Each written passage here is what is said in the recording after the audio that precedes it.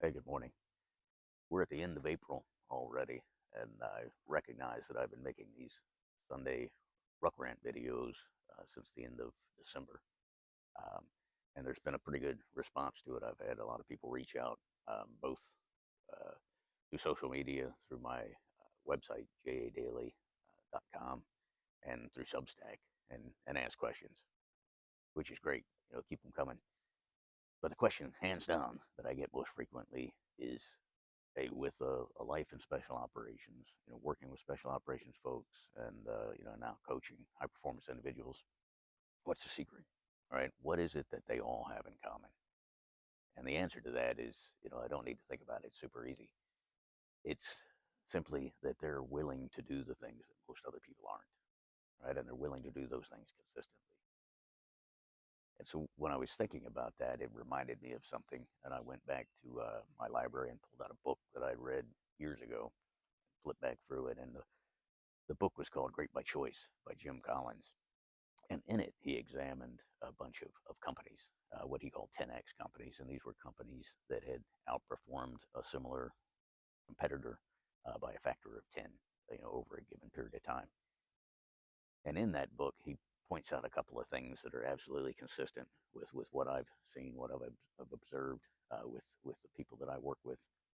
And the first is what he calls the 20-mile march. Now, 20 miles really isn't that far, so we're going to redub that the 2,000-mile ruck. Okay, but the idea of the 20-mile march is that these companies and these people recognize that they have a long way to go. They identify the endpoint, and once they've done that, they establish a methodical process for getting there. And when they get up, rain or shine, they move, which is what most people aren't willing to do. The second component of that is an acronym that he calls SMAC. Um, they have a plan that's specific, methodical, and consistent. Right, and the specific is important, right, because it keeps us on track. It doesn't leave room for deviation. It keeps us on our route of march for our 2,000-mile ruck. Methodical and consistent, right? They both require discipline, but they require two types of discipline, right? To be consistent requires the discipline to wake up every morning, pull on your boots, uh, regardless of how you feel, what the weather is like, if you're sore or tired or pissed off or whatever. Uh, Tighten the straps on your metaphorical ruck and go, right? And that's an imperative type of discipline. But the second type of discipline, the discipline to be methodical, right? And that's the discipline to say, you know, I know that I need to move X number of miles today, right? I'm not going to get up and sprint for a mile, then sit down and take a nap, and then get up and go for a little bit, right? I'm going to pace myself and be consistent and methodical in the things that are going to make me successful.